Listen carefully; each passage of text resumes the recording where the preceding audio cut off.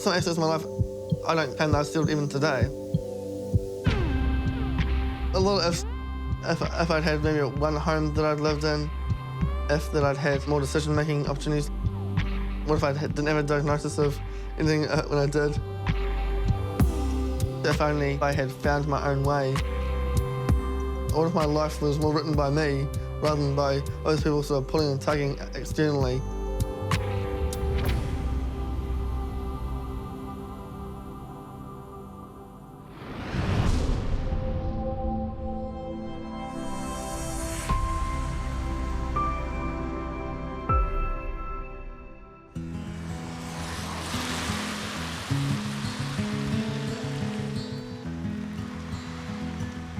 So hi, I am William. I am 25 years old. I live in Dunedin. I am an advocate and representative in the disability community. I'm not conscious of that. I'm also an artist and dancer in the creative, interpretive side. 14 years old, I got diagnosed with autism and spectrum. So for me, for my diagnosis journey, I started that at 4 years old. I was noticing a few different changes, and so by the time I was 7, I had one assessment for then, I think I might have ADHD at one point. And then about 11 or 12, some people thought that I had Tourette's, which I used, if I understand this correctly, people just throwing things out of the bucket. When I got diagnosed with autism spectrum, I sort of learned a bit about it and just understand it. It's like, how does that characterise or represent me and represent myself? I think I'm just a normal human being. I feel more like I need to toughen my confidence and my anxiety, just play a bit of some time. Some of the things that give me anxiety are family or emotional disruptions, money issues, when I want to eat sometimes, just trying to arrange transport, what time am I going to get home. The places is when, like, having lots on your plate and just trying to have a diverse range of activities or tasks or interests or passions in your daily life.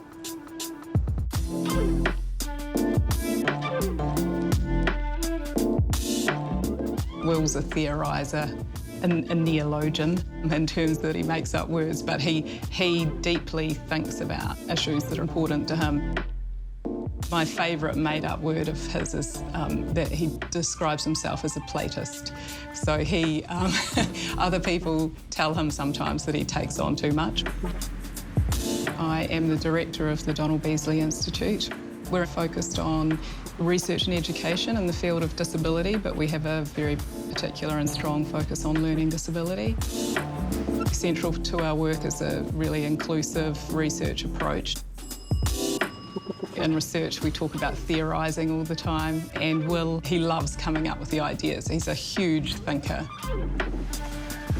It is 10 years of me visiting and connecting and being a part of Donald Beasley Institute. I'm off to the Donald Beasley. I am a disability advocate and advisor to different projects. So, welcome to the Donald Beasley. Here's the research team. This place fulfills two roles. One when he comes here to work and one for when he comes here to talk. And then through here is Paul, the senior researcher. Cheers. Hi, William here. Often his work will involve working with Paul. Been good, yeah?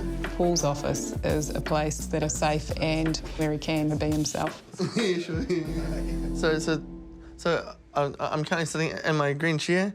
This is not my green chair. My green chair. So the thing that's chair, I can just come here and chill, and I can just sort of almost let my physical energy sort of just be put to rest, and I can just all focus on my intellectual or my mind energy, you know. Just takes a stage. But I guess in the original days, we were tossing around the idea of tūranga waiwai, a place to stand. Sure thing, yeah. And you said to me, Paul, actually, I think what people with learning disabilities need as a place to sit. And so I guess in a way the chair was, I don't know, it kind of began as a place where you started to challenge or question some of the things you experience in the group home, right? Yeah. So like a lot of your developing sense of yourself as a man was, you know, kind of informed by you moving from home into a residential service at 14. So, yeah. And the usurping of your voice that happened then. Okay.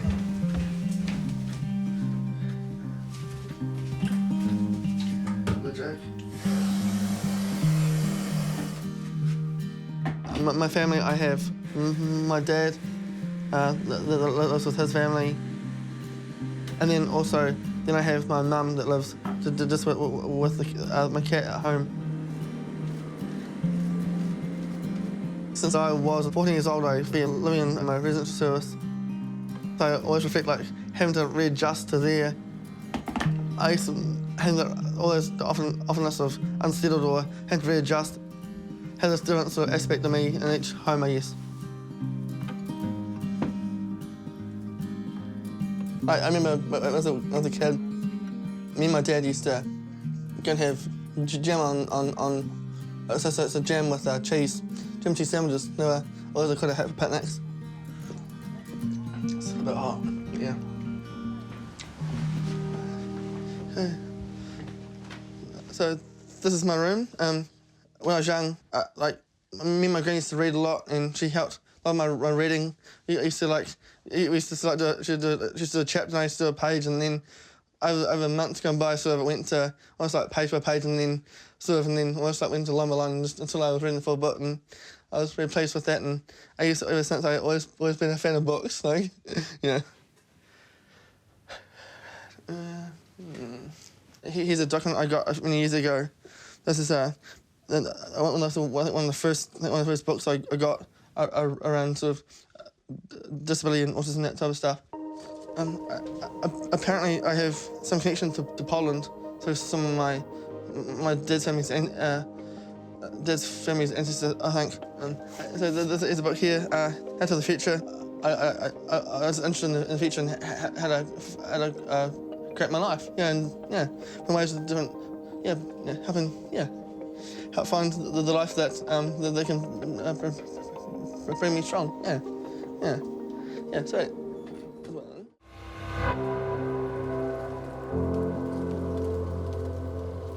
I think anxiety comes out just because the idea of like confidence or as I said, decision making wasn't strong enough because of the information that I didn't have. I had lots of moments where I've felt I've needed reassurance on things, or I need to check in a lot.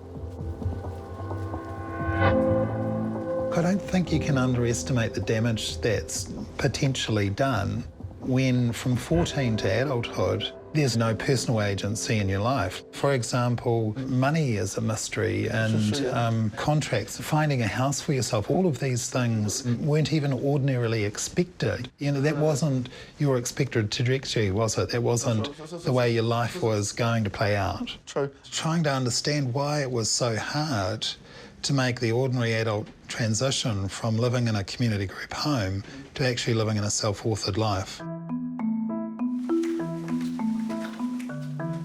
He was probably about 16 or 17 when I met him, getting towards the end of his life at school. And he was really keen to come to the Donald Beasley Institute for work experience. I guess it feels a lot like, I guess that's where I started. I used to look at it like I started my journey, even when I started going to people first, and when I started going to things outside of that, I all started from the Donald Beasley.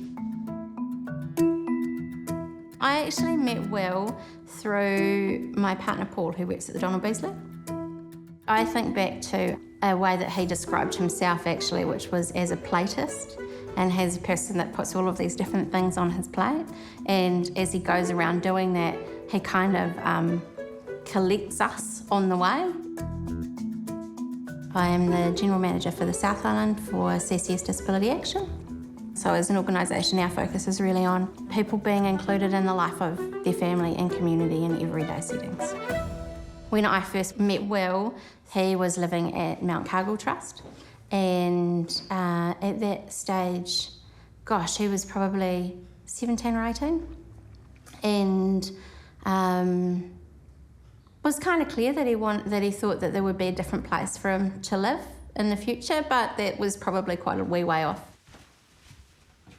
And so we'd started doing a lot of research and a lot of work around where he could live and what that might look like, because it does take Will some time to make sure he's thought through all of the options.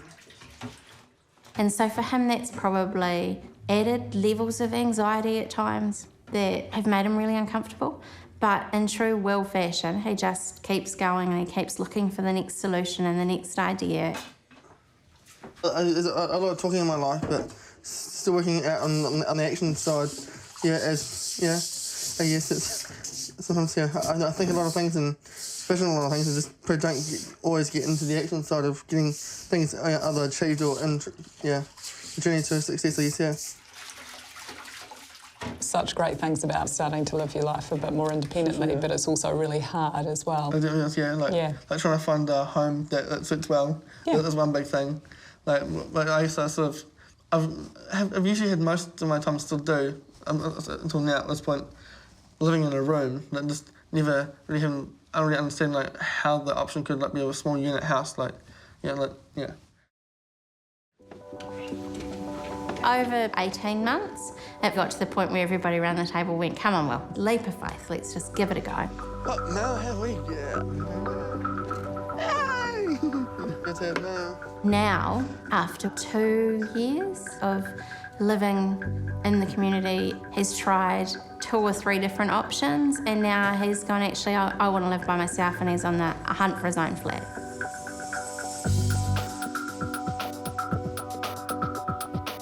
Just trying to establish my home life in a stronger way. Almost like I've rebirthed myself since exiting or transitioning out of residential care. Remember, you just started dancing too, and we started to explore the dance that you did, the solo piece that you choreographed. And creating choreography and had it what elements I can put into my dance, and how to represent sort of that phase or that way of thinking in my dance. And so it coded for all sorts of things you danced. You were worried about saying the things that you were thinking out loud, and dance became a very subtle and secretive way of you expressing yourself as a man.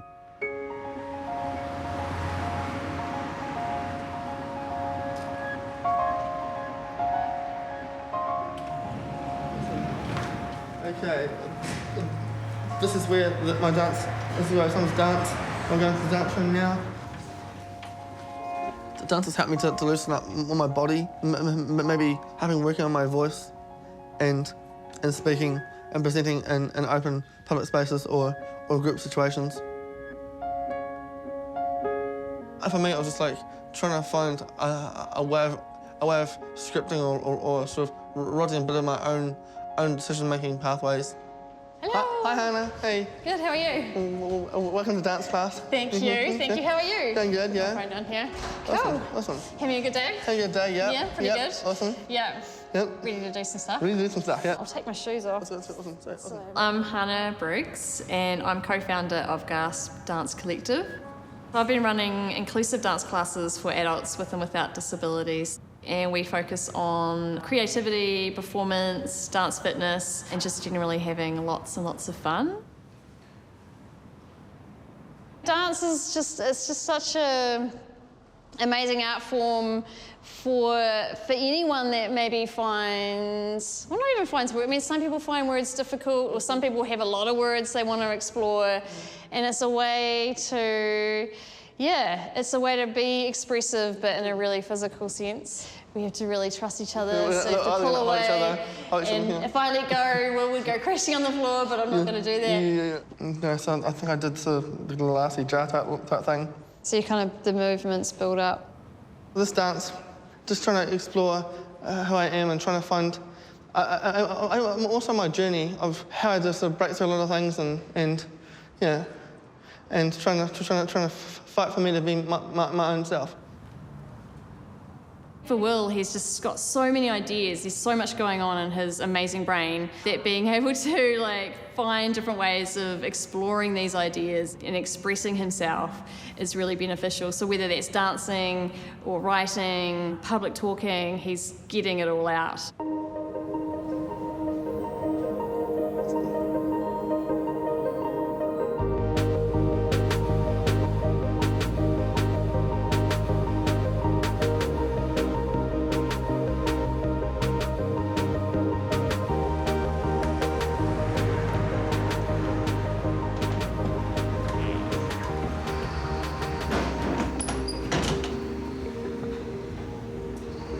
This is Studio 2 in Margaret Freeman Gallery. This is Megan, one of the studio assistants. I just started coming here to help express myself.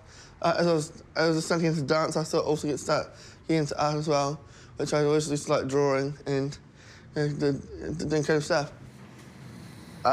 Enjoying the moment, or just thinking through some things of the day, or just focusing on my colours or the design of who I'm working on. Probably less anxious if I get focused, yeah.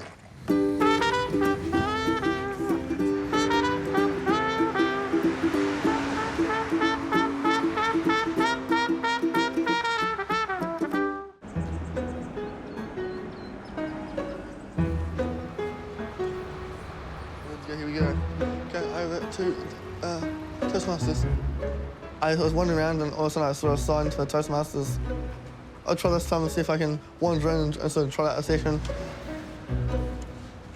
And so as I did, that was how it happened, and just how warming and how comfortable I felt with the group around me.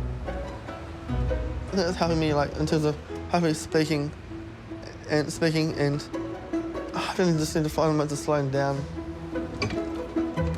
Hi, William here. Okay, William. How are you? Okay, see you again. Good, cool. Good, How are you? Yeah, good.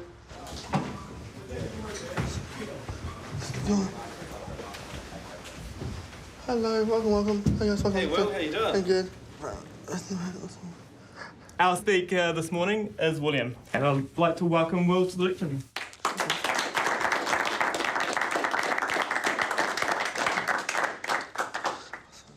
Welcome and good morning, fellow Toastmasters.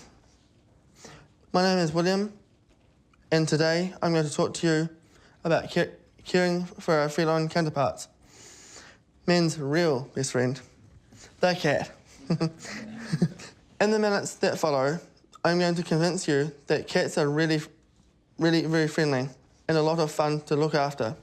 A healthy diet for cats consists of small portions of dried food and water, canned or packaged beef, lamb, chicken or fish meals. Save a little corner on your bed like I have, and you too can have a best friend like me. Thank you for your time.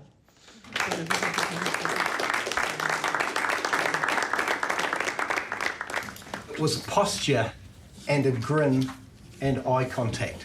And what a great way to start a speech. He nailed it. He got himself ready. He wasn't panicking. He didn't rush into it. He just set himself up nice and straight and he smiled. And we could all learn something from that today. What could make the speech better? I encourage him to reduce his notes rather than to have the words. He knows what his cat Monty looks like. He knows the foods that cats like to eat.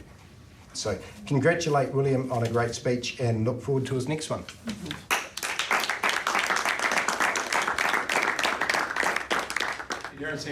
Thanks all. Cheers. We'll see you next week. Yep, awesome. They're very great comments. I was just working on just make sure those sentences happen and a bit more substance and giving more examples. Yeah. It's all good. And just keep expanding and growing. Yeah. You talked a little bit about being a nomad by choice, which meant that you were always a visitor in places. Would it be fair to say that some of your anxieties is about finding places of belonging, and are you contributing, you know, like are you adding value to place? And I get a sense that... Definitely. Because like in earlier days, like I remember like I know when I first started connecting, also tried and bring something with me rather than just... I felt that was a way of sort of almost purchasing my right to be in it. So it's like whether I brought a resource in, whether, and that's kind of idea of being thoughtful as well.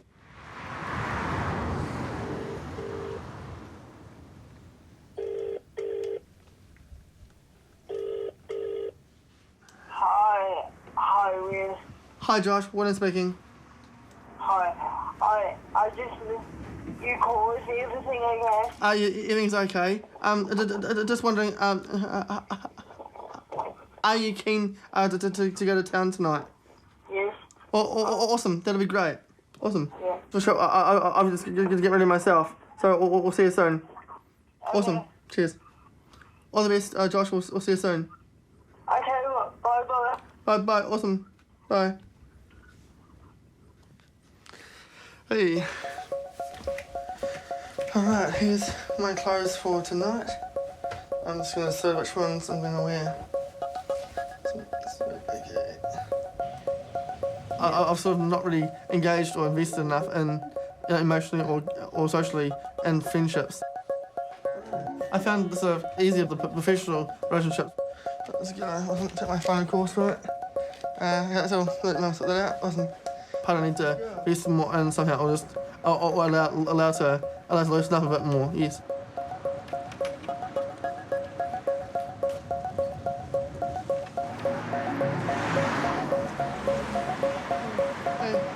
Hey, going good. Hey, going good. What's good? Hey, Josh. Hi, how are you? Going good, yeah. Inside, yeah, sure, yeah, it's in here, man, yeah. Well, we met both of Holy when I was thinking about diploma of marketing. We had to definitely split each other around at that point, and then it sort of took a few months to actually start connecting other. And then from there, we went to a number of disability advocate groups. Oh, mad. I've been trying to help all to grow this network post, but to also meet new people. Yes. Really.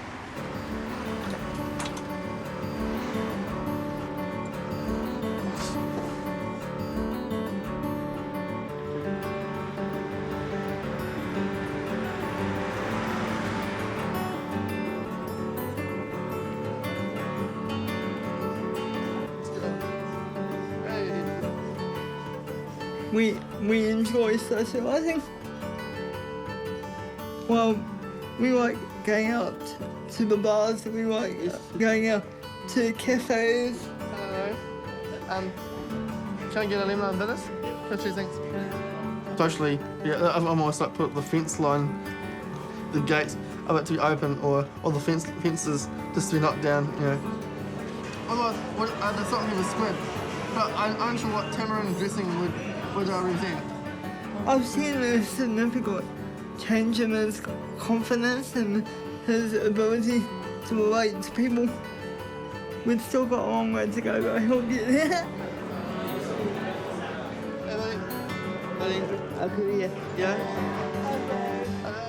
And things, you know, like having to sort of shared ownership or co-ownership on sort of decisions or collaborative things, like, and that's part of actually what I think looking for work, I think, is that trying to find a way that I can do things on my own and trust that I've got this, rather than sort of, I still don't think, almost the doubt and the fear, I need to check in just to have I actually got this right, you know. I think you're brave, Will. I think you're brave for all sorts of reasons. One, because you do things in leotards that I would never imagine doing. Like you do things that I think are beyond most people's comfort zone, right? Sure. More importantly, that you're brave is some of your struggles and anxieties are actually around decision making, aren't they? Yeah. You know, having people having made decisions for you for so long, and yet you still take the step into the unknown. You force yourself to be in a place where it actually, whilst your inclination is to rely on your chairs, it actually forces you to step up to the plate and make decisions. And I think that's actually the height of bravery. For Will, I hope that he can get to a place where he can judge himself on him rather than looking to judge himself on everybody else. Because the journey that he's made, he's been braver than most of us ever have to be. The people that all have a different element that they bring. Mel, she's helped me transition from a residential service to my community, and just Paul, I love from the first time I met, I sort of just wandered in and how we can expand on things and listen to each other and learn off each other. Bridget helped me with sort of the advocacy representative side. Tahana, she brought me into the theatre, community, acting and performance. But I think there's some big shifts, big shifts or something somehow. Just there's still lots of things I need to achieve going forward. Come on, life.